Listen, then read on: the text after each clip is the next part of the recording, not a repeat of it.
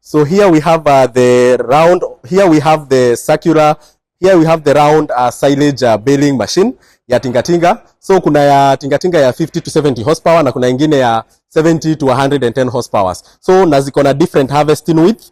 Kuna ya 1.3 meters, kuna kama hii ya 1.65 meters na kuna ingine kubwa ya 1.8 meters. Na zote zinafanya range around 30 to 50 bales per hour. So kama una tingatinga yako inataka kufanya the circular bales, hapa tuko na solution mzuri. The best thing na solution ya Mchina, Wachina pia wanafanya farming sana. So over the years wamekuwa wakiimprove machine zao sana. So this is an affordable option. Tunaileta kutoka hapa China mpaka Kenya around 30 to 40 days itakuwa imefika. And it's a compact solution.